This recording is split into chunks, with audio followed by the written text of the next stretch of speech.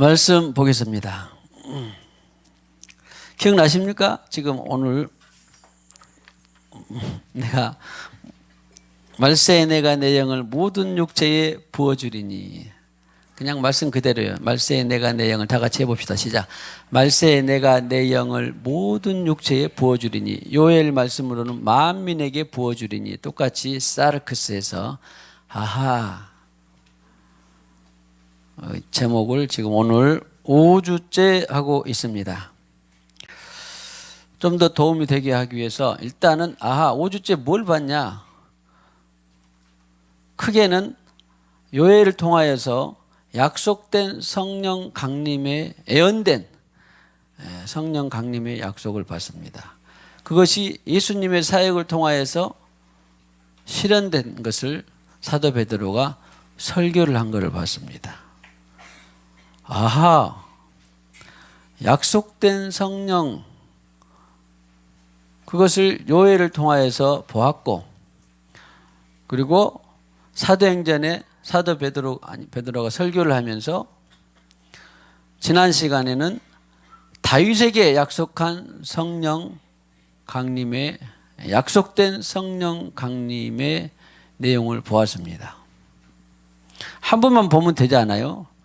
아니에요. 앞으로도 또 에레미야를 통해서 약속한 성령 강림, 에스겔을 통한 약속한 성령 강림, 1년 내내 해도 부족할 건데 아마 그쯤 해두고 또 다른 본문이 있는데 일단 대표적으로 그렇게, 물론 이사야에도 성령 강림의 약속이 있습니다.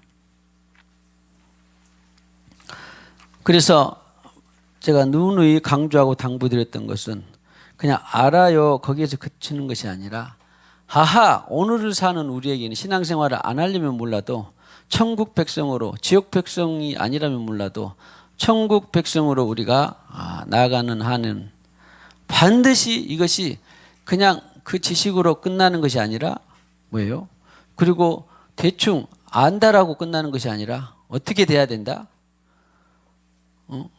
이 성령을 통하여서 성령 강림의 약속이 절대적이고, 그리고 모든 기독교인이다 그리스도인이다는 우리 교회만 그런 것이 아니라 전 세계적으로 모든 그리스도인이다, 모든 십자가를 따르는 사람들이다 하면은 나라와 민족 어떤 사상에도 불구하고 반드시 성령 강림 약속을 성취하고 또 성령으로 사는 것이 다 전제되어야 된다. 뿐만 아니라 저의 욕심은 절대적으로 여러분에게 그 진리가, 성령을 빼놓고는 그리스도인을 말할 수 없는 그 절대 진리로 자리 잡기를 원한다 그랬습니다. 기억나죠? 이것은 아는 것으로, 교회에서 장식으로, 표로, 구호로 그치는 것이 아니라 실체화되고, 이것이 내 삶에 나는 그리스도인, 그러면 성령과 뗄래야 뗄 수 없는 그런 관계가 돼야 된다. 왜 제가 자꾸 이것을 강조하고 누누이 자주 반복하냐 하면, 저는 어려서 10살쯤부터 했지만은 기독교가 성령과 뗄래야 뗄 수 없는 그런 종교라는 것을 몰랐어요. 수십 년 했어도 윤리, 도덕, 고상함, 경건, 또 선교, 기도, 세미나 이런 걸 통해서 들었지, 이 모든 내용의 집중이 바로 성령과 뗄래야 뗄 수 없다라는 것을 그때는 몰랐기 때문에, 혹이라도 그런 사람이 있어서는 안 되기 때문에 우리 생수강에서는 내가 그리스도이냐? 내가 지금 천국길을 가고 있냐? 내가 구원의 지금 삶을 이루어가냐? 그러면 무엇과는 뗄래야 뗄 수 없다? 성령과 뗄래야 뗄 수가 없다. 성령을 말하지 않고는 절대 그리스도인을 말할 수 없어요. 기독교를 말할 수 없습니다. 그러면 나는 그거 이제 알았어, 그게 아니라 이것이 절대적으로 진리가 돼서 뭐예요? 가문과 가족, 친지 여러분들 중에서도 교회 다니는 사람 있을 겁니다. 그리고 또 종교를 대충 아는 사람도 있을 것입니다. 그러나 그렇게 해서는 안 되고, 전 세계 어떤 곳에 가서도 5대양 6대조 어디에서도 그리스도인이다라고 말할 수 있다면 바로 이것과 성령과 뗄래야 뗄 수 없는 것이다. 성령을 말하지 않고는 절대 아직 그 사람은 기독교를 다 알지 못하는 것이다. 그렇게 해야 우리 안에 열정이 생기고 예수 생명을 전할 수 있는 에너지가 더 생깁니다. 할렐루야. 그래서 하물며 다윗에게도 성령 강림의 약속을 말씀해 주셨고, 특별히 다윗은 예수님보다 한 1000년 전에 육체로서의 조상이었지만 영은 흘러온다라는 것을 봤어요. 그리고 다윗은 제가 좋아하는 것 중에 하나는 뭐냐면, 그 당시 성령의 시대가 아니었음에도 불구하고 내가 항상 내 앞에 계신 주를 배웠으며, 하나님을 말한 것이 아닙니다. 예수 십자가의 사역을 통해서 보내주신 성령을 주라고 표현한 거예요. 그 다음에 그 성령을 받고 보니까 2장 28절에는, 사도행전 2장 28절에는 뭐가 있었냐면, 생명의 길을, 주께서 생명의 길을 내게 보이셨으니, 영생이에요. 이게 바로 생명이, 영원한 생명이 바로 조회입니다. 그러니까 우리는 무슨 일만 할 때마다 생명의 길을 가야 되는데, 자기 판단의 길을 가는 것이 아니라 생명의 길을 가야 되는데, 그러면 뭐요? 주께서, 성령께서 받은 성령으로 성령님이 생명의 길을 보여주시는 유일한 분이다. 예수 믿는 사람 치고 누가 생명의 길을 가지 않고자 하는 사람이 어디가 있겠습니까? 영생, 영원에 이르는 길, 영원에까지 가져갈 수 있는 그 생명의 길은 오직 성령만이 보여주신다. 2장 28절에 주께서 생명의 길을 내게 보여주셨다. 내가 항상 내 앞에 계신 주를 배웠으며, 2장 33절에는 그가 약속하신 성령을 아버지께 받아서 너희가 보고 듣는 이것을 부어주셨느니라. 약속. 약속에는 두 가지가 있는데 다음에 차후에 또 기회가 있을 때 말씀드리고, 아무튼 약속은 다 알잖아요. 언약. 이 서로 교차해서 사용이 되는데 좀 의미는 약간 차이는 있지만, 하여튼 약속의 성령을 받아서 누가? 예수님이. 약속의 성령을 예수님이 받는다라고 하는 것은 여기서는 개인적이에요. 왜? 예수님이 십자가의 모든 사역을 감당해서 성령을 받아서 다른 사람들에게 보내줄 수 있는 권리가 생긴 거예요. 그것이 뭐라고? 십자가예요. 십자가. 십자가를 통하지 않고는 예수님도 그 권리를 취득할 수가 없었습니다. 그런데 십자가를 통하여서 그 권리를 취득하는 것이 바로 2장 33절 사도행전, 하나님이 오른손으로 예수를 높이심에 그가 약속하신 성령을 아버지께 받아서 너희가 보고 듣는 이것을 부어주셨느니라. 십자가의 결과가 바로 뭐예요? 약속하신 성령을 부어주신 거예요. 그러면 우리가 오늘도 기도한 찬양하신 분이 그것을 또 2개나 했대요만은, 십자가 딱 보면 뭐를 생각해야 된다고? 귀신을 쫓아내는 거다? 영화처럼? 아니래. 내가 주님과 함께 죽는 것이다. 내 생각, 사상, 방법을 주님과 함께 십자가에서 죽는 것이다. 그래서 십자가 딱 보자마자 뭐예요? 나로 사는 것이 아니라 주님으로 사는 것이다. 아마 이보다 더 정확한 십자가를 설명하는 책들은 많지 않아요. 그런데 성경은 딱 집약적으로 장식도 있고 차에도 달고 다니고 집에도 있고 여기도 있고, 아무튼 기독교는 전 세계적으로 대표적으로 십자가가, 자유민주나 공산주의나 어디든지 다 십자가가. 그럼 십자가를 볼 때마다 우리는 뭐라고? 나는 죽고 예수로 산다. 이거예요. 그런데 그렇게 많은 십자가가 있고 그렇게 많은 십자가의 설교를 들어도 정작 그것을 실체화하는 교회는 많지 않아요. 그러거나 말거나 나와 가문은, 우리 교회는 그것을 실체화 해야 되겠다. 자, 축복합시다. 십자가를 실체화합시다. 딱 보자마자 나는 죽고 예수로 산다. 예수 생각, 예수 방법, 예수 지혜, 예수 능력으로 산다. 예수 믿음으로 산다. 이거 십자가예요.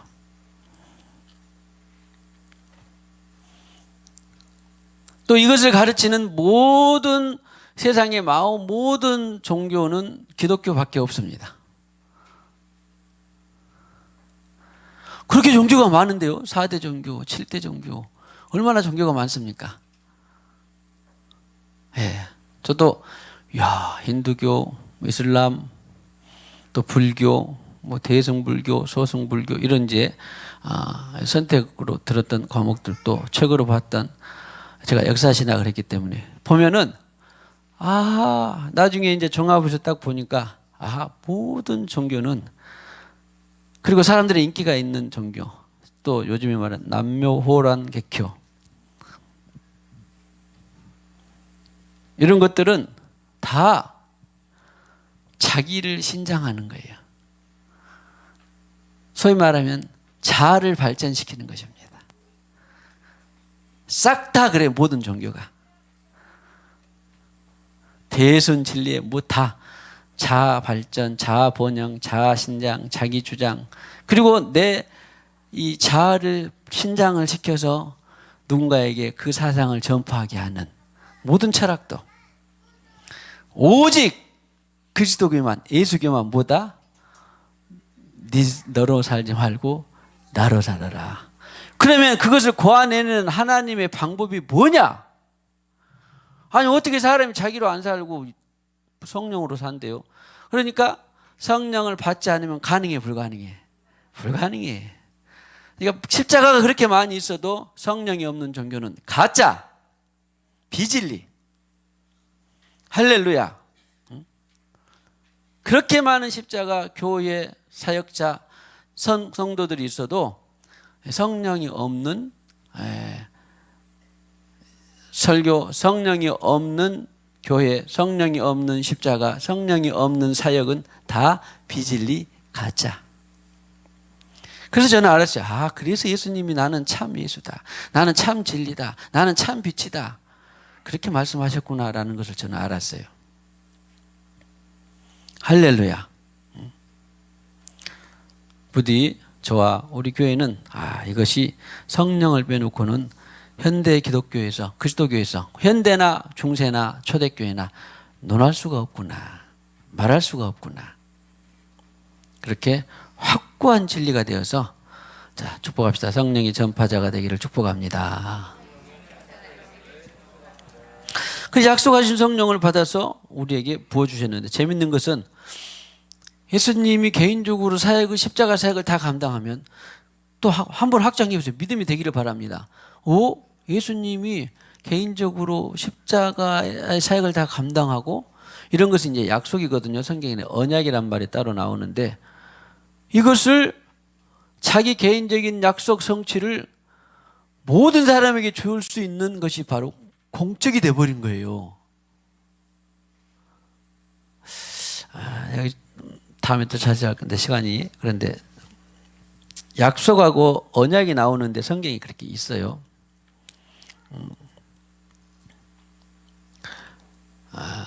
빨리 말하자면, 일단 다음에 자세히 하는 거예요. 약속은 에판겔리아라고 그러고 언약은 디아데케라고 하는데, 일단은 차별이 좀 있는데, 예수님이 자기 개인적으로 사역을 잘 감당을 했어. 십자가에 완벽하게. 그랬더니 너도 나도 저도 여러분에게도, 교회에게 성령을 부어줄 수 있는 공적 사역이 돼버린 거예요.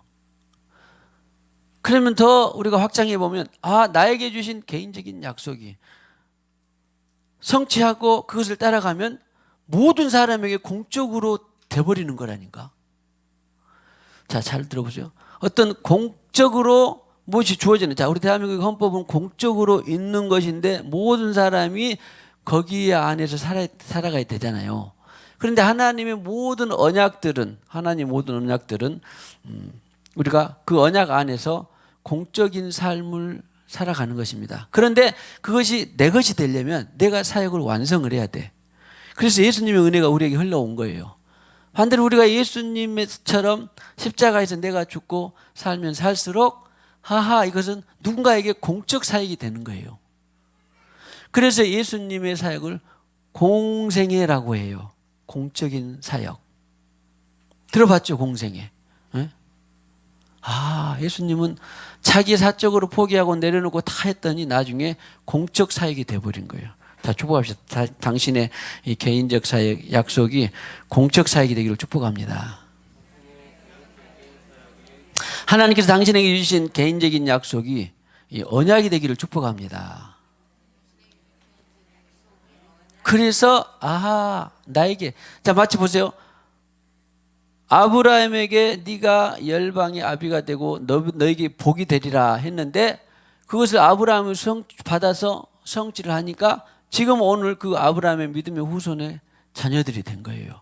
아브라함의 개인적인 약속의 성취가 모든 사람에게 공적으로 흘러간 거예요. 할렐루야. 그러니까 공적 사역에만 우리가 의존하고 공적인 은혜에만 누리다 보면 자기 것이 안 돼. 그러니까 일단은 하나님께서 내게 주신 그 약속을 성취하면 그 약속대로 내가 죽고 십자가에서 내가 죽고 성령으로 계속 살다 보면 많은 사람들에게 공적인 사역이 돼서 은혜가 흘러가게 돼 있어요. 그것이 바로 그가 약속하신 성령을 아버지께 받아서 너희가 보고 듣는 이것을 부어주셨느니라 이런 것입니다. 할렐루야. 자, 그것을 다음에 또 할 때 잊어버려도 돼요. 조금 어려우니까. 쉽게 됐으면 쉽게 됐고 감사합니다. 안재선 씨도 이해됐죠? 뭐라 그럴까?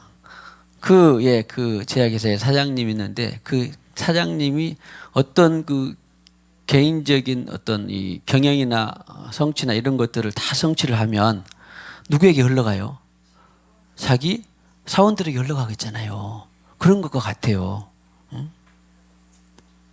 그러니까 지금 우리에게 제가 말씀드리고 싶은 것은 내게 주신 하나님의 크고든지 작든지 작은 일에 충성하라 크든지 누가 보든지 말든지 상관없어. 하나님이 내게 주신 이 성령을 통하여서 크고 작은 여러 가지 것들을 내가 잘 성취를 하면 따라가면 누군가에게 어떻게 된다?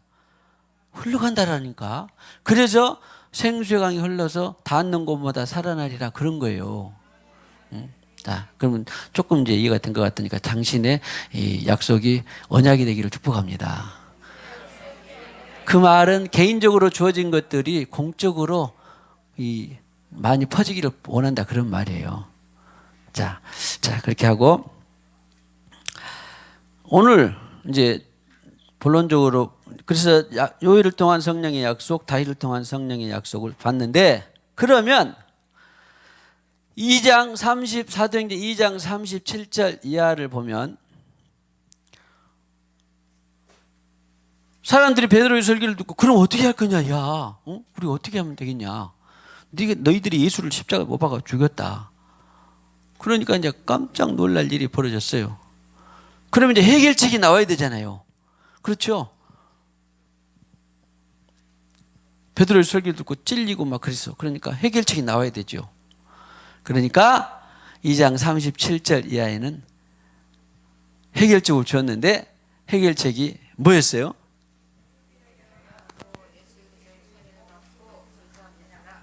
성령으로 세례 받아라 그런 말이에요. 성령 받아라 그런 말이에요. 할렐루야. 약속된 성령 받아라. 그러니까 이때는 진짜 따끈따끈 예수님께 듣고 배워서 그들도 어리둥절했었는데 50일째 성령의 세례를 받고 보니까 모든 숙제들이 싹 다 풀리고는 그리고는 설교를 했는데 그러니까 너희들도 궁금하고 너희들도 알지 못하고 이런 것들에 대해서 그냥 우리가 받은 것처럼 너희도 성령이라고 하는 선물을 받아라 라고 하는 거예요. 이때부터 초대교회가 시작이 되는데 물론 예수님부터 시작이 되었지만 예수님부터는 아주 구약적인 이 과정이었어요. 그리고 신약의 본격적인 계시는 언제부터요? 성령을 부어주실 때부터예요. 그러니까 첫 번째 성령을 받고 했던 그 설교가 시작된 것이 뭐냐면 성령이 없이는 교회는 불가능한 거예요. 성령이 없이 그리스도인의 생활은 불가능한 겁니다. 첫 번째 설교부터 너희들은 성령을 받아라. 할렐루야. 너희들이 십자가에 예수를 못 박아 죽였어. 그러니까 그럼 어떻게 할 거냐 이 말을 듣고 찔려 마음에 2장 37절에 베드로와 다른 사도들에게 물어 이르되 형제들아 우리가 어찌할꼬 하거늘. 가톨릭은 지금도 베드로가 1대 교황입니다. 지금 한 200대 몇 분 왔나? 2000년 역사니까 이때부터. 근데 이 1대의 정신은 어디로 가고 그냥 종교적으로 흘러가 버렸어요. 이념과 사상으로. 다는 아니에요. 그래도 제가 보기에는 몇 프로는 된 것 같은데 보니까 깨어있는 신부들, 성령 받은 신부들 있는데 대부분은 교황부터 성령이 없어요. 그러니까 얼마나 미혹이 많습니까? 얼마나 비진리와 얼마나 이 가짜 이 종교가 성도들이 많이 양산이 되겠습니까? 엄청난 미혹입니다. 계시록에 다 예언이 되어 있어요. 가톨릭에 대한 미혹이 다 예언이 되어 있습니다. 그 믿음이 되면 꼭 함께 기도할 수 있기를 그 미혹의 영은 벗겨질지어다. 바른 참 예수를 보게 하옵소서. 꼭 기도할 수 있기를 축복합니다. 아무튼 그래서 어찌할꼬 사도들에게 이제 물었습니다. 형제들아 우리가 어찌할꼬 하거늘. 이제 2장 38절 할렐루야. 해결책이 착 나왔습니다. 뭐 받으면 된다? 성령의 선물. 여기 의라고 하는 이런 것은 원어나 영어 같은 걸 보면 어부라고 동격이라는 이 그런 문법 성향이 있습니다. 다가 아니라 소유라는 것도 있는데 여기서는 동격의 어부. 그래서 성령과 같은 선물, 아니 성령이라고 하는 선물, 이것을 받아라. 그러면 된다. 그런 말이에요. 양심에 찔리고 또 뭔가 해소가 안 되고 숙제가 되고 의문이 되고 그랬더니 하는 말이 뭐라고? 성령을 받아라. 그러면 끝. 자, 오늘 끝나고 이따 기도할 때 그거 해봅시다. 성령 받으라, 성령 받으라. 이것도 그냥 내 말도 아니고 찬송도 아니고 그냥 예수님께서 요한복음 21장에서 성령 받으라 숨을 내쉬며 그런 말씀이에요. 그러면 된다, 해결된다 그런 말이에요. 그래서 이 성령을 받는데 그러면 어떻게 또 성령을 받을 것이냐가 이제 진짜 중요하잖아.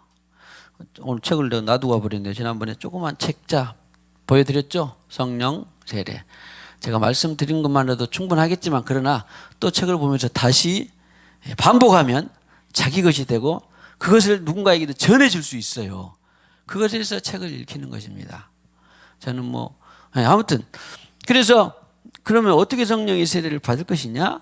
베드로가 이르되 자 여기는 아니 성령의 세례가 없는데요. 예수님께서 예언하셨죠. 1장에 이미 맨날에 못해 성령으로 세례를 받으리라. 그러니까 그 차원에서 성령 세례는 빠졌지만 그냥 베드로가 받은 것이 성령 세례였어요. 그냥 거듭난 것이 아니라 성령의 세례를 받고 보니 너희도 성령의 세례를 받으라 선물을 받으라 그런 차원이었으니까 뭐예요? 첫 번째는 첫 단추가 뭐다? 회개. 다른 말로 하면 회심. 저는 이제 회심을 더 많이 쓰고 싶은데 회심. 왜냐하면 메타 노에오 이 동사라고 뭐냐면 마음이 변하는 거예요. 우리도 그러잖아요. 마음이 변해야 행함이 나오는 것이지 아직 마음도 안 됐는데 강제로 행함이 나올 수도 있지만 그 본질적인 행함은 아니잖아요. 그러니까 마음이 변해서 하는 행함이 본질이죠. 아이고 사장님이 시키니까 나는 마음 없지만 하기는 해야 돼. 돈을 벌어야 되고 그러면 그렇게 할 수도 있습니다. 그러나 성경에서 말하는 것은 자발적으로 네가 스스로 하는 것이지요. 그래서 그러려면 마음이 변해야 돼요. 그것을 바로 메타노에오, 자기 생각을 변화시키는 거. 이것이 회개의 본질, 회심의 본질이에요. 본질. 아, 그러니까 회개는 마음이 변하는 거구나.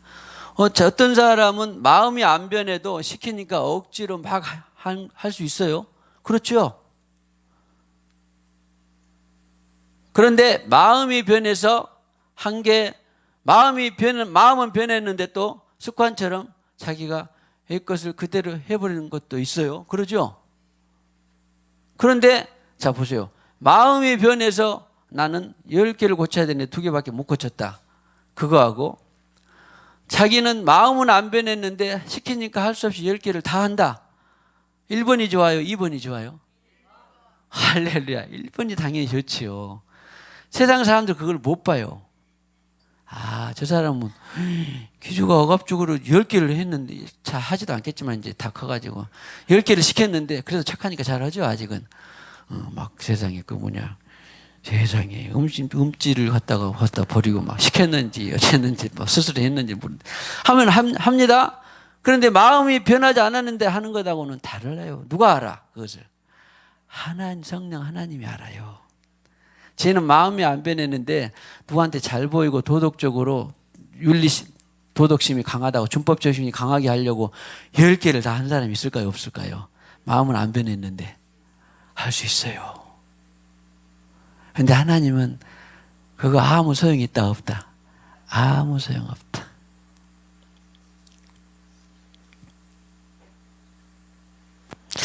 이건 좀 부끄럽고 또 잘못 보기도 한데요. 어떤 때는 그 재활용을 버리는데 아무튼 무조건 따라야 되는 것이 좋지요. 근데 가만히 생각해보면 그것이 생산적이나 뭐 이런 것들이 아닌 것 같은데도 요즘에는 분리수거해서 버리는 거 좋지요. 그런데다가 또 요즘 라벨을 떼서 버리라 뭐이라 막 이제 그래놔서 그런데 어떤 때는 가만히 보면은 버리기는 버렸는데 실제로 공장에 가면은 버리는 만큼 그렇게 사용해 주지 않는 것도 있더라고요.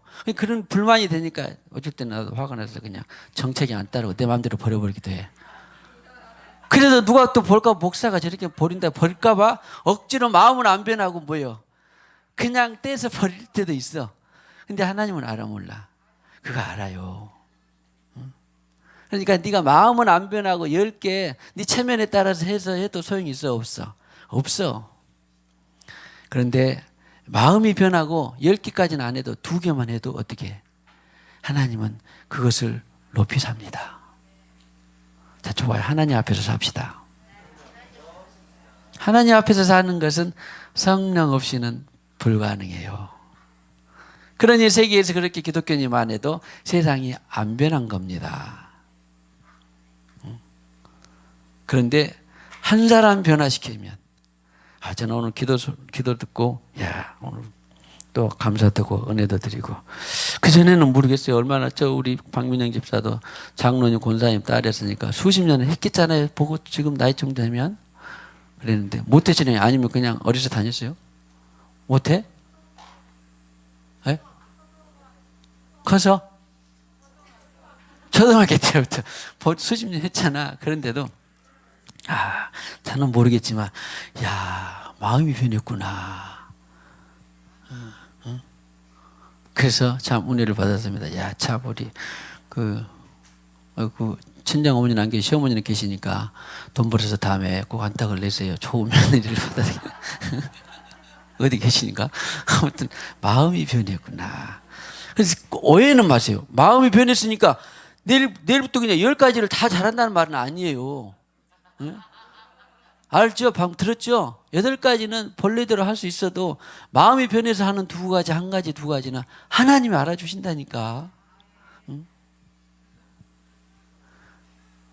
그래서 베드로가 회개하라. 그럼 베드로가 잘나서 이거 회개하라고 처음에 첫 단추를 끼우라고 했냐? 아니요. 베드로도 알고 봤더니 누구한테 다 듣고 배웠어?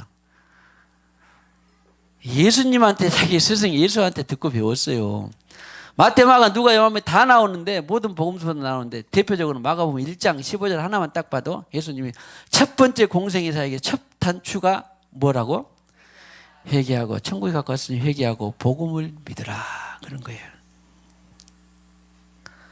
그냥 성령을 받으니까 생각이 났어. 첫 번째 복음을 전파하는 것이 바로 회심이구나. 메타노에오구나. 그런 거라고. 그래서 성령 받은 예수도, 성령 받은 베드로도 그래서 하나가 되는 거예요. 하나가 되는 것입니다. 그래서 회개하라. 물론 여기는 이제 아니 우리 목사님 겸손, 계시, 회심, 거듭나, 믿음, 순종, 행함 이렇게 했잖아요. 아니, 겸손의 계시가 없네요, 있네요. 그래요? 지금 다 그랬으면 좋겠지만 다 나중에 보면 다 그런 회개한 사람도 있고 안 하는 사람도 있어요. 그래서 뭐냐면 이미 베드로가 한 것을 들었어요, 안 들었어요? 들었어요. 베드로는 지금 뭘 한 거예요? 사람들, 회중들은 들었는데 베드로 편에서는 뭐 한 거예요? 우리 금요일날 혹시 전파, 전도 들었죠? 전파, 전도가 다 헬라어로 뭐라고? 캐리그마. 캐리그마인데 공포하고 선포하고 마치 뭐요? 네가 이것을 복음으로 받으면 예수 천국, 불신이면 불신, 지옥, 영벌 그런다 했죠. 이렇게 선포하는 것이 돼요. 막 사정사정해서 야 예수 꼭 한번 믿어줘 뭐하고 막 그런 게 아니에요. 예수 천국, 불신, 지옥 이제 물론 꼭 그렇게 말할 필요는 없지만 그러나 일단 마음만은 네가 받을래? 안 받을래? 물론 오늘 너 안 받았으니까 지옥이지만 그러나 내일 또 받으면 좋죠. 내일도 안 받으면 지옥이지만 오늘 내일까지 안 받았는데 오늘 주님 오시면 지옥. 다음 달에 받았으면 그때까지 주님 안 오시면 네가 천국이지만 다음 달에도 안 받으면 그 안에 주님 오시면 지옥. 그런 거예요. 캐리그마는, 복음 전파는, 전도는. 그래서 이 전파라는 말을 저는 더 선호합니다. 왜? 전도하면 막 여기도 막 다 도를 전한다 그러잖아. 불교도 전도하고요. 힌두교도 전도하고 남교란교회 다 전도합니다. 아이고 또 뭐 여호와 의증인들은 우리 아파트에 한 달에 서너 번씩은 찾아와요. 띵동 해가지고 찾아오죠. 다 뭘 전해? 도를 전해. 전도합니다. 전파나 전도나 비슷하긴 하겠지만 그러나 아무튼 우리는 우리 기독교를 예수교를 전파하는 거죠. 자, 계속 예수교를 아니 복음을 뭐랄까 복음을 선포합시다. 공포합시다. 선언합시다. 이런 것이 바로 캐리그마예요. 오늘 베드로는 뭐 했어? 성령을 바꿔보니 그냥 눈에 뵈는 게 없어. 그래서 성경 어딘가 보면 못 취하지 말고 성령 충만하라. 저도 딱 한 번인가 청년 때 있었는데 뵈는 게 없더라고. 저기 막 10m도 막 뛰어내릴 것 같아. 뵈는 게 없어. 그런데 그러면 안 되고. 근데 베드로가 성령 충만하니까 어때? 잡혀가든지 말든지 감옥 가든지 말든지 해를 받든지 말든지 뭐요? 그냥 뵈는 게 없어가지고 복음을 선포한 거예요. 그냥 선포하니까 회중이 하여튼 수천 명이 있었는데 그날만 반도한 또 세례를 받았다고 해서 3천이 됐다 했으니까 수천 이상은 됐겠죠. 수만까지는 됐는가 안 되는가 모르겠지만 그럼 되니까 선포를 한 거예요. 캐리마를 한 거예요. 지금 전파를 한 거예요. 전파. 너희들이 예수 주겠다. 그렇게 십자가에 주겠다. 그러면은 이제 거기서 듣는 사람들 중에 우리가 언제 주겠냐? 너 뭐 헛소리하냐? 막 그럴 수도 있고 반대로 어떤 사람은 오늘 마음에 찔렸을까요? 계시가 된 사람은 마음에 찔린 거예요. 아마 여러분도 공포하면 전파하면 캐리그마하면 가족이나 친지 사랑하는 영혼들에게 누구에게 하여튼 캐리그마하면 선포하면 공포하면 어때요? 다 호응하든가요? 아니면 다 반대하든가요? 또 반반이든가요? 7대 3이든가요? 아무튼 1대 9든지 다 있죠. 어떤 사람은 가만히 있다가 안 듣고 조용히 집에 가서 전화로 하는 사람도 있고, 근데 오늘 그게 뭔 말이야? 물어보는 사람들도 있고, 아니면은 그냥 너 잘났다, 니나 잘해라, 막 그런 바득바득 한 사람도 있고, 그러죠? 그러거나 말거나, 아무튼 우리 입장에서는 뭐예요? 예수만이 진리다. 예수만이 천국이다. 예수만이 길이다. 예수만이 생명이다. 예수만이 인생이다. 그 외에는 다 심판이다. 그런 마음은 있죠. 표현은 달라도. 그러니까 오늘 베드로가 그렇게 전파를 했습니다. 캐리그마했습니다. 그러니까 아하, 회개이기 전에, 그래서 로마서에서 복음을 들고 산을 넘고 강을 넘고 전파하는 자들의 발이 어떻게 된다? 아름답다. 그런 거예요. 고난, 순환, 각오하고 복음을 전파하는 그 발이 아름답다. 표현한 거라고요. 그러니까 회개 이전에 전파가 있었어, 없었어?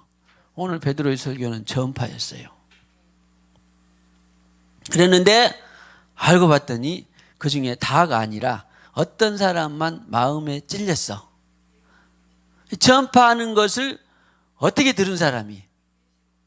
성경에는 어떻게 들은 사람이?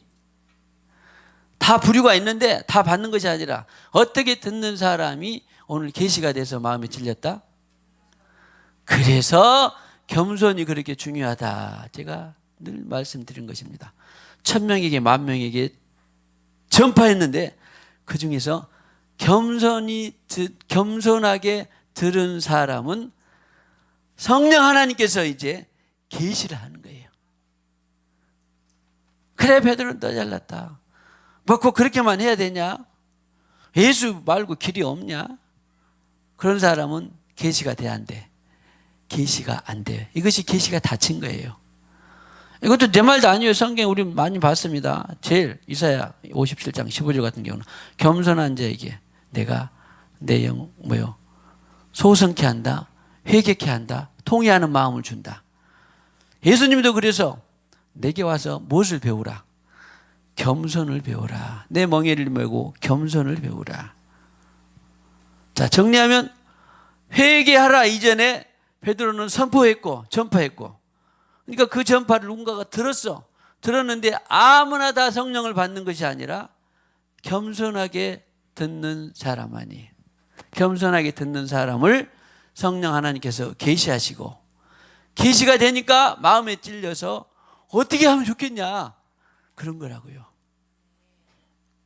우리가 기도할 때 주여 저 영혼에게 겸손하게 하셔서 계시해 주시고 회개하고 성령을 받게 하옵소서 포함해서 기도를 하면 더 좋지요. 그냥 뭐 일 풀리고 이것 되게 하고 저기 하고 하게 아니라 좀 더 그러면 그냥 단순하게 구원받게 하옵소서, 그러면 그 과정이 다 들어가는 거예요. 꼭 구원해 주세요. 더욱더 절박하면 주여 모든 것을 뭐 깨뜨리고 박살내고 다 허물더라도 구원만은 받게 해주세요. 그러면 또 하나님이 더 당겨서 빨리 해줄지도 몰라. 아무튼 그것은 우리 손에 있는 것은 아니니까 모르죠. 1년에 할지 5년에 할지 10년에 할지는 모르니까. 그러나 우리가 할 수 있는 것은 기도하고 전파예요. 듣든지 아니 듣든지 기도하고 전파하는 것입니다. 그럼 그 중에서 겸손하게 듣는 사람도 있을 것이고 싸가지 없이 듣는 사람도 있을 것이고, 그러면은 계시가 안 되니까 회개가 안 되죠. 그러면 싸가지 없이 들으니까 너는 지옥에나 가라. 또 그러면 돼, 안 돼?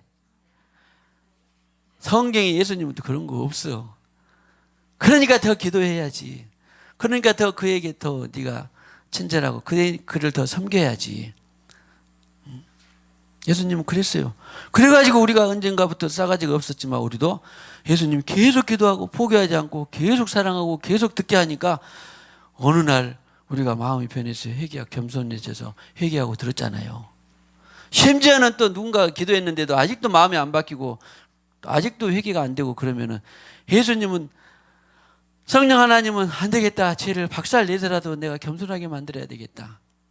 죄를 내가 박살 내더라도 겸손하게 만들고, 빼앗아더라도 겸손하게 만들고, 아프게 하더라도 겸손하게 만들고, 걔가 뭐가 우상이 된 것 같으면 그 우상을 박살 내더라도 내가 구원하고 싶다. 겸손하게 해야 되겠다 그런 거예요. 그런 과정이 다 들어가 있어요. 그리고 어떤 사람은 다 잃고서부터야 겸손하게 돼서 아 예수님. 어떤 사람은 또 아프고 나서야 겸손하게 돼서 아 예수님. 어떤 사람은 또 자기 사랑하는 것들을 다 빼앗기고 나서야 아 겸손하게 돼서 예수님. 그러나 우리 사랑하는 가족들의 기도로 그들이 제발 빼앗기거나 아프거나 박살나거나 그러기 전에 돌아오면 제일 좋습니다. 자, 여러분을 통하여서 그렇게 될 가족 친지 영혼들이 그렇게 되기를 축복합니다. 아니면 부흥의 대가를 치르고라도 가족들이 구원받기를 축복합니다.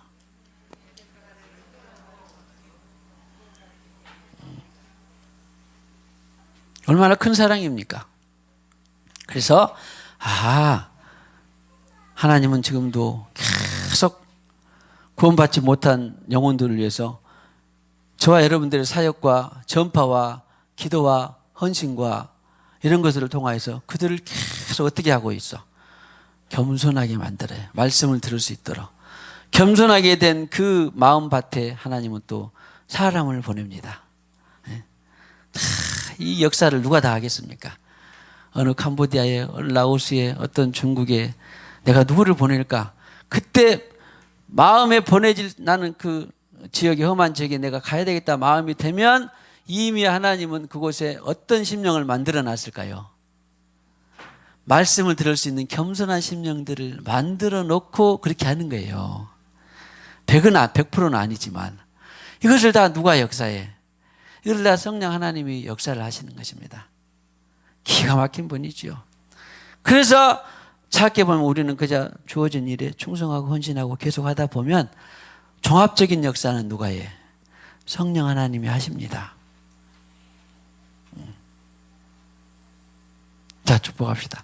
그분을 믿고 우리가 그분을 믿고 자, 헌신하고 충성하고 사역하고 봉사하고 전파합시다. 또 신방합시다. 기도합시다. 다 그런 거예요. 그분을 믿고 하는 거예요. 그분을 믿고 내가 하는 헌신, 수고, 사랑, 이런 섬김 이런 것은 언제 그분이 다 받을까 걱정하지 말고 다 받으니까 종합적으로 받으니까 그러면 그 종합적으로 쌓여서 하나님이 겸손하게 만들고 겸손해졌는데 내가 누구를 보낼까 해서 야 내가 명희한테 그것을 내가 말해줘야 되겠다 복음을 예수 복음을 말해줘 그러면 또 명희를 보내고 명희 나 가기 싫어요 그러면 덕순이를 보내든지 덕순이도 나도 뭐 바빠요 그러면 또 뭐 금옥이로 보내든지 하나님은 보낼 사람 많아요. 근데 보낼 사람이 없을 수도 있어. 아무튼 그것은 우리가 자기가 정하지 말고 그냥 주님 따라 살고 있으면 때와 장소에 따라서 하나님이 다 말씀하시고 보내십니다. 자, 축복합시다. 안달하지 마세요. 조급하지 마세요. 그냥 주님이 주신 것을 충성하고 헌신하고 있으면 그분이 알아서 하십니다. 할렐루야. 그리고 또 어떤 사람이 이제 겸손하게 듣고 회심해서 하나님 자녀가 되었다고 해서 야, 내 공이 컸다. 절대 자랑하면 된다 안 된다. 자랑하면 교만하면 그때로 끝. 우리가 섬기고 누가 기도하고 누가 전파했는지 다 다른 거죠. 자, 아무튼 베드로는 오늘 그렇게 해서 전파의 통로가 됐습니다. 그리고 그 중에는 겸손한 자가 생겨서 계시를 받고 그러니까 너희가 이제 회개해라 그런 말이죠. 그러면 어떻게 할 거냐? 너희가 회개하여 이런 작업들이 다 과정이 녹아져 있습니다. 그렇죠? 겸손, 계시, 누군가가 복음을 들었어요. 근데 또 전파자가 있었습니다. 그래서 이런 과정이 녹아져서 그들이 너희가 그러면 이제 자, 복음을 들은 너희는 회심해라. 회심하면 이제 얘기는 안 나왔습니다만은 계시가 되니까 회심을 합니다. 그리고 회심한 사람, 마음이 돌아선 사람은 예수 그리스도의 이름으로 세례를 받고 그래서 세례는 예수님과 내가 하나 된다 그런 표식이에요.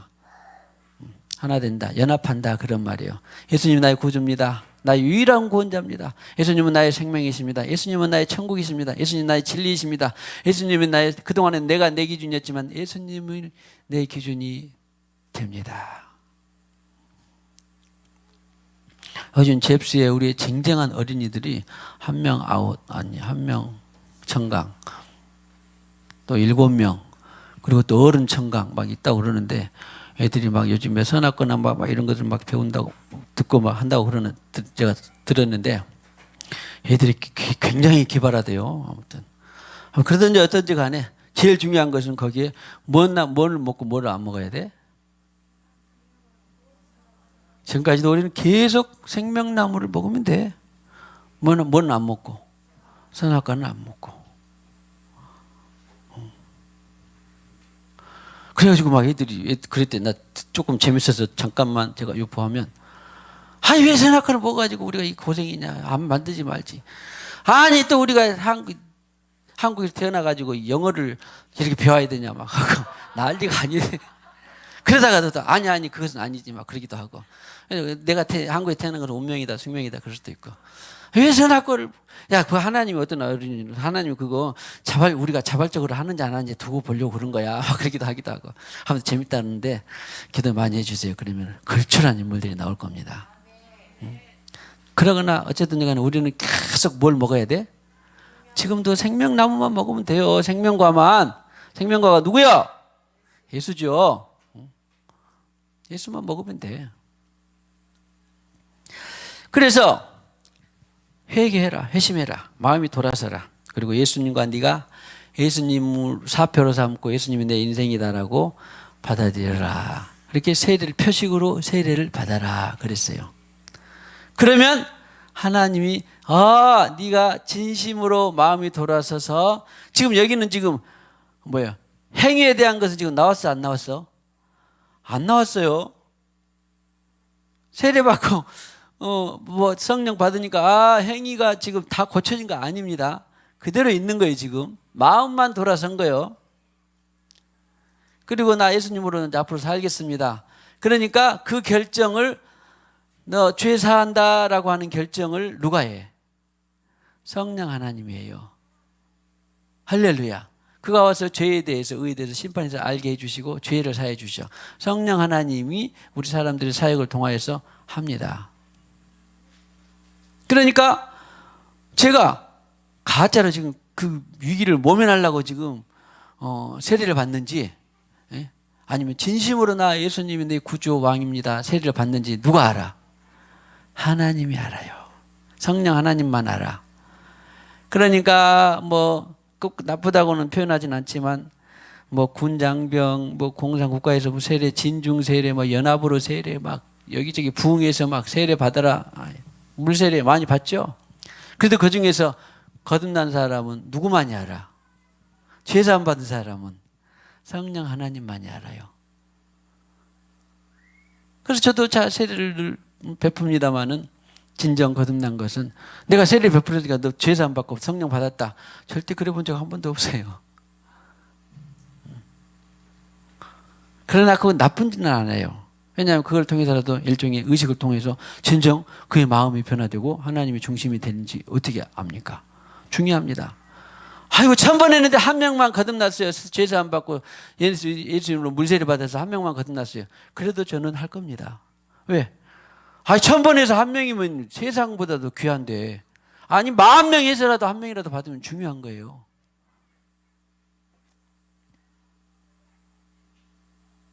그래서 이번에 제가 우리 신학 동기들 모임에 갔을 때 이러저러 해서, 뭐 어떤 결혼식은 주례는 해야 되고, 또 어떤 장례식은 뭐 하고 말고, 이런 이제 목회적인 차원에서 이제 좋은 점도 있고 나쁜 점도 있고 그래요. 왜냐하면 보세요. 아니 아직 세례도 안 받았는데 무슨 주례를 따서냐? 아니면 세례도 안 받았는데 무슨 기독교 장례식을 하냐? 그런데 뭐 이제 서로 그런 이야기를 하다가, 저는 그냥 아무 상관없이 나를 필요한 곳에 어디든지 간다 그랬어요. 그리고 나는 실컷 가서 전도 설교한다. 그 중에서 내가 100번 그 사람이 구원 받고 죽었는지 안 받는지 모르지만, 그러나 나는 그 중에서 10명이든지 100명이든지 모이면 전도 설교하면 오는 것이 어때요? 엄청난 영광이잖아. 그 중에서 한 명, 그 가문에서 그 죽음을 통해서 한 명이라도 돌아왔다 그러면 어쩌겠어요? 한 영혼이 뭐요? 성경에서는 천하보다 귀하잖아. 천하보다 귀한 것을 어디서 얻겠어요? 할렐루야. 뭐 여러분들이 저에게 가족 친지 영혼들을 통해서 무슨 기독교 의식이 필요하다면 꼭 불러주시기 바랍니다. 서울에도 부산에도 어디든지 지구 끝에라도 가서 말씀 선포하고 그 중에서 한 영혼 얻으면 얼마나 귀합니까? 여러분도 꼭 그런 통로가 되기를 축복합니다. 그래서 그리스도 이름으로 하나가 된다 그런 말이면, 그러면 죄 사함의 권한은 하나님이 있으니까 내가 죄 사하고 네가 드디어 이제 죄 사함 받았으니까 내 삼위의 영, 내 삼위 하나님이 내가 너희에 들어간다 그런 거예요. 그리하면 성령이라고 하는 선물을 받으리니. 그래서 사도행전 2장 38절은 엄청나게 중요합니다. 다른 곳에도 과정이 나와 있지만 집약적으로 나와 있는 과정이 이 절이 사도행전 2장 38절입니다. 다른 절 아니라도 2장 38절 꼭 해서 꼭 이런 과정들을 그대로 밟아가는 우리 모두가 되기를 축복합니다. 어렵지 않아요? 자, 아무튼 누군가가 전파를 해서 기도하고 전파하고 사역하다 보면 듣고 이제 겸손하게 들었냐 안 들었냐는 이제 뭐 그 각자에게 달려 있는 거고, 달려 있으니까 계시가 돼서 뭐가 일어난다? 회개. 그리고 나 예수 이름으로 세례를 받아야 되겠어. 그래서 세례를 받고, 그러면은 진심으로 받았느냐 안 받느냐에 따라서 죄의 사함이 일어나고, 죄의 사함이 되면 그때 성령을 받게 된다. 성령의 선물을 받게 된다. 할렐루야. 이것이 정상적인 기독교의 과정입니다. 이것이. 그래서 성령이 나온 선물을 받고 보니 이제 베드로가 부연 설명을 합니다. 또 첨가적인 설명을 해요. 그 선물은 돈 있다고 되는 것도 아니고, 권력 있다고 되는 것도 아니고, 많이 배웠다고 되는 것도 아니고, 값 없이 차별 없이 누구에게나 이것은 다 약속된, 그렇게 이 과정이 있는 사람이면 겸손히 복음을 듣고 마음을 열고 회심하는 그런 사람에게는 다 약속된 하나님의 영이다. 그런 말이에요. 나라와 민족 누구를 유색인종 무색인종 상관없이, 있는 것 없는 것 상관없이, 돈 갖고도 못 가요, 지식으로 못 가요, 힘으로 능으로도 못 가요. 뭐해서? 거듭나서 가게 하는 하나님 나라에, 물과 성령으로 나지 않으면 하나님 나라에 들어갈 수 없다라고 하는 하나님의 뭐라 그럴까? 이런 것을 바로 이것은 약속이 아니라 언약과 같은 거예요. 공포, 공식적인 거, 공식적인 거. 그래서 약속은 너희와 너희 자녀와 모든 먼데 사람 곧 우리 주 하나님이 얼마든지 부르시는 자들에게 하신 것이라. 부르셔서 응답하기만 하면 다 성령의 약속을 받는다 안 받는다. 이것은 쉽고도 어렵습니다. 쉬운 것은 뭐예요? 딱 한 가지. 나를 내어놓고 주님으로 모시고 살겠습니다. 제일 크고. 어려운 것은 내가 포기되지 않으면 절대로 아무리 죽었다 깨어나도 받을 수 없는 약속. 자, 축복합시다. 주님만이 우리의 왕입니다. 자, 지금 행위가 거룩하고 많이 세련됐고 행했고 그걸 지금 말하는 거 아니에요. 뭐요? 마음이 돌아서는 거야. 그 파렴치한 그 내노라운 그 천인공노할 어떤 죄인도 감옥에나 있거나 밖에 있거나 안에 있거나 상관없이 일단은 다 뭐예요? 회심하면 하나님의 자녀가 돼요. 할렐루야. 그래서 하나님 얼마든지 부르시는 자들에게 하신 것이라 하고 여러 말로 확증하여 권하여 이르되, 이제 무엇을 또 여러 말로 확증하여 권하여 이르는지는 이제 성경이 안 쓰였지만 뭐 다 아는 것들이겠죠. 권하여 이르되 너희가 이 패역한 세대에서 구원을 받으라 하니 그랬습니다. 그래서 계속적으로 말하고 권하고, 이 패역한 세대는요, 막 살인, 강도, 도적, 음란, 시기, 질투, 사기, 조작 뭐 이런 것을 꼭 말한 거 아닙니다. 이런 것도 포함은 되지만 이 패역이라고 하는 것은 곧은 길, 구부러진 길, 어그러진 길, 이런 거예요. 패역은. 그러니까 다시 말하면 사람이 고안해낸 제도, 사상, 또 하나님 없이 세워진 모든 것들이 다 패역한 것이에요. 세상에는 우리가 정치, 경제, 사회, 교육, 문화 모든 분야들이 있지만 하나님의 마음이 들어간 곳은 많지 않습니다. 하나님 마음이 들어간 것은 뭐예요? 그 부서장이나 뭐가 이런 사람들이 예수 마음으로 그것을 정했을 때 하나님 마음에 들어있는 제도인데 많지 않아요. 그래서 베드로도 그런 거예요. 이 패역한 세대에서 하나님 없는 사상, 하나님 없는 정치, 하나님 없는 이데올로기, 하나님 없는 무슨 종교, 하나님 없는 또 세상 제도 이런 것들이 다 패역한 세대예요. 근데 얼마나 그런 패역한 내용이 많습니까? 세상에는. 그럼에도 불구하고 그 죄악된 세상에서 우리가 하나님을 바라보고 살아갈 수 있는 것이 얼마나 능력이고 은혜입니까? 죄를 짓고 안 짓고 더 행함이 있다 없다는 두 번째 치고 이 패역한 세대에서 나는 예수님이 내 삶의 전부요, 예수님이 나의 왕이요, 예수님이 나의 구원자요, 예수님이 나의 구속이요, 자유자요, 그것을 믿고 사는 자체가 얼마나 복입니까? 축복합시다. 당신은 복입니다.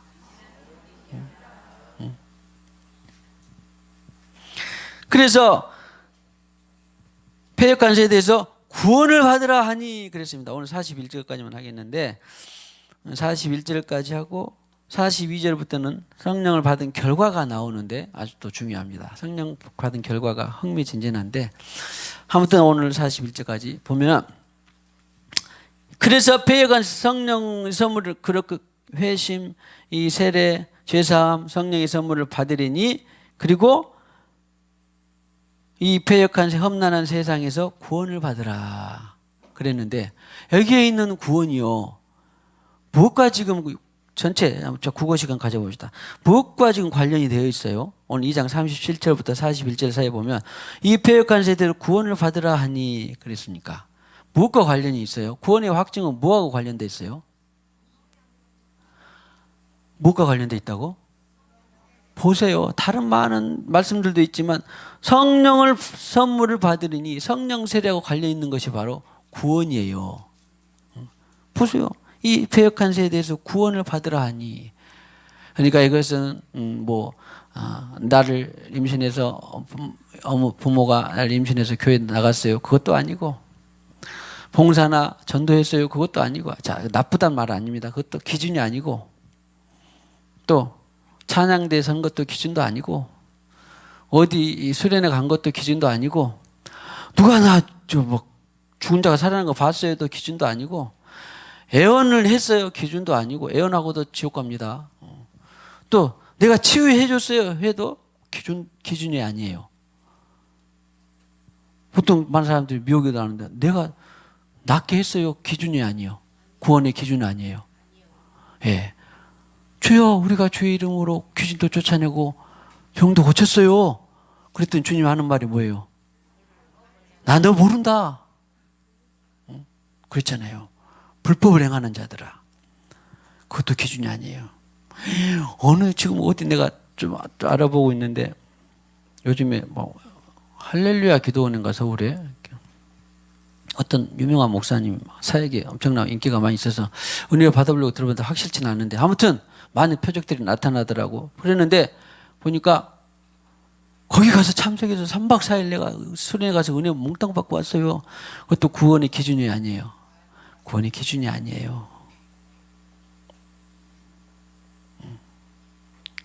오직 여기서 사도 베드로가 이 구원의 기준을 말한 것이 뭐예요? 성령의 선물을 받으리니 그런 말이에요. 그러니 성령의 전파자가 되는 것이 얼마나 귀중한 일입니까? 자, 그것을 표명하거나 나쁘게 거기 참여했냐? 그거 별로 쓸데없다더라. 절대 그러면 안 돼요. 봉사했다더라. 또 절대 쓸데없다더라. 구원하고 상관없다더라. 절대 그러면 안 돼요. 다 이런 것들이 포함돼서 일단은 다 수고하고 헌신하고 전도도 하고 뭣도 하고 막 신앙생활도 하고 찬양제도 하고 막 하다 보니까 이제 진정성이 하나님 앞에 연락될 때가 되어서 언제 성령의 선물을 받아서 확증이 된 것이지 전혀 소용없는 건 아닙니다. 오해 마세요. 우리 목사님 말하는데 거기 귀신 쫓는 거 나가는 거 봤다더라 해서도 구원하고 상관없다더라. 그렇게 전하면 안 됩니다. 그렇게 하지 말고 다 좋은데 그래도 구원의 확증은 뭐라더라? 성령을 받으리니. 할렐루야. 초대교회 추초석이 된 이 베드로의 설교에서도 성령의 선물을 받으리니 그리고는 이 여러 말을 확증하여 권하여 이르되 너희가 이 배역한 세대에서 구원을 받으라 하니. 그래서 구원을 확증시켜 주는 유일한 기준이 뭐예요? 성령을 받는 것이다. 다른 말로 하면은 백방의 노력을 기울여서도 뭘 받게 도와주는 것이 큰일이에요? 성령 받게 도와주는 것이 큰일이에요. 그래서 제가 늘 안수하는 것입니다. 늘 기도하는 것입니다. 복음을 전파하는 것입니다. 변하든지 안 변하든지 또 말하는 것입니다. 성령을 뭐 하려고? 받게 하려고. 자, 축복합시다. 당신도 성령을 받게 하는데 큰 비중을 두시기를 축복합니다. 제발 뭐 이거 해라 저거 해라 이렇게 합시다 저렇게 합시다. 그 나쁜 것은 아닌데 그걸로 뭔가를 기준으로 삼지 말라 그런 말이에요. 할렐루야. 그 말을 받은 사람들은 세례를 받으며 이날에 신도의 수가 3,000이나 더하더라. 야, 몇천 몇만 명 있었는가 모르지만 아무튼 그 말을 받았다 그 말이니까 겸손해서 계시가 돼서 회개해서 죄사함 받고 성령의 선물을 받는 것을 포함하는 것이 바로 받았더니 세례를 받음에 신도의 수가. 여기 있는 신도의 수는요, 신도라고 하는 것은 전에도 말씀드렸는데 푸시케입니다. 그래서 사람을 보통 말할 때 너냐 동물이냐 사자냐 이런 게 말할 때 인격이 있냐 없냐 보통 말하죠. 그래서 지정의를 가진 이것을 우리 인격이라고 표현하는데 지정의. 그래서 그것을 신도의 수 표현을 해놨어요. 그럼 좀 재밌는 좀 다른 표현이죠. 신도는 뭐 다니거나 봉사거나 그 자체가 아니라 그 영혼의 변화, 영혼을 가졌고 영혼의 변화 그런 것을 신도라고 한다. 그래서 신도의 수가 아무튼 3,000이나 되었더라. 어마어마한 것이죠. 할렐루야.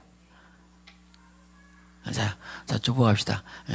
당신의 선포로 구원받는 수가 계속 많아지기를 축복합니다.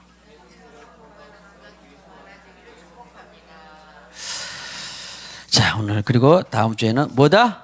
예제는 받았다고 받은 결과. 성령 받은 나는.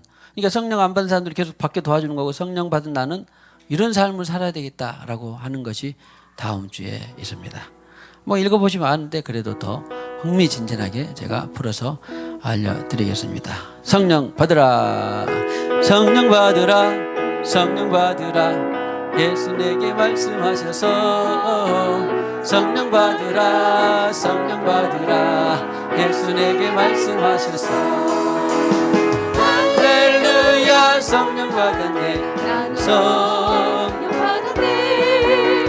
할렐루야. 성령 받았네. 성령 받았네.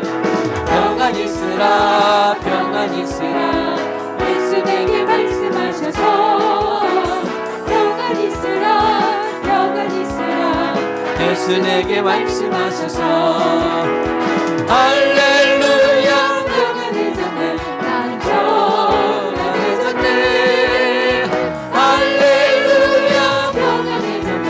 나는 평안해졌네. 성령 받으라. 성령 받으라. 성령 받으라. 예수 내게 말씀하셔서 성령 받으라. 성령 받으라. 예수 내게 말씀하셔서 할렐루야. 성령 받았네. 성령 받았네. 할렐루야. 성령 받았네. 성령 받았네. 구원 받으라. 구원 받으라. 구원 받으라. 예수 내게 말씀하셔서 구원 받으라. 구원 받으라. 예수 내게 말씀하셔서 할렐루야. 할렐루야. 구원 받았네. 구원 받았네. 할렐루야. 구원 받았네.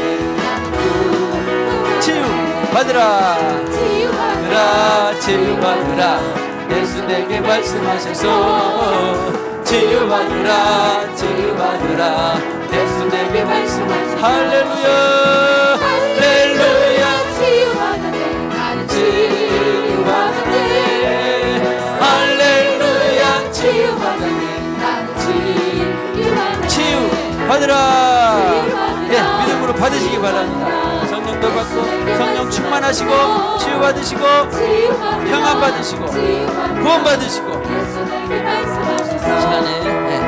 할렐루야 치유받았네 나는 치유받았네 할렐루야 치유받았네 나는 치유받았네 할렐루야 구원의 표징으로 우리에게 성령을 보내주셨습니다. 주님 그렇습니다. 성령을 받게 하는 것이 얼마나 크고 위대하고 놀라운 일입니까? 우리는 성령을 받게 하는 통로가 되는 교회, 성령을 받게 하는 또 모든 권속 성도들이 다 되게 하여 주셨습니까? 아직 우리의 사랑하는 가족 친지 영혼들 가운데 성령을 경험하지 못했습니까? 주님이시여 우리는 굴하지 않고 포기하지 않고 지속적으로 1년이든지 5년이든지 10년이든지 지속적으로 성령 받기를 도와주는 교회 온 성도들이 되게 하여 주시옵소서. 성령을 받았습니까? 성령 충만하게 하시옵소서.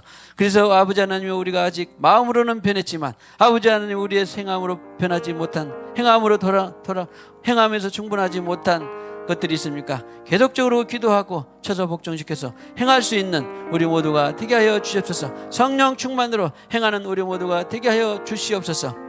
겸손하게 말씀을 듣게 하시고 계시해 주시고 마침내 회심하여서 예수 그리스도 이름으로 세례받고 제사함 받아 성령의 선물을 받는 이 놀라운 과정을 풀어주시고 이 놀라운 절대 과정의 진리가 온 생성에 풀어질 뿐만 아니라 이러한 통로들로 사용되는 각양 심령들이 다 되게 하여 주시옵소서.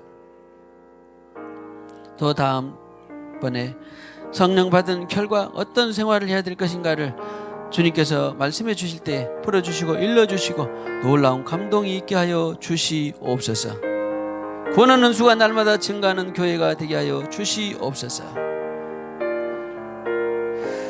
예수님의 이름으로 기도하옵고 지금은 교회의 머리가 되시는 우리 구주 예수 그리스도의 무한하신 은혜와 하나님의 사랑과 성령님의 교통하심이 오늘과 같이 성령의 세례를 받을 뿐만 아니라 베풀고 전파하는 그리고 이것을 절대 진리로 또 마음 가운데에 정하는 모든 심령들의 권속 위에 가정 위에 생업 위에 영원히 함께 하셨기를 간절히 축원하옵나이다. 아멘.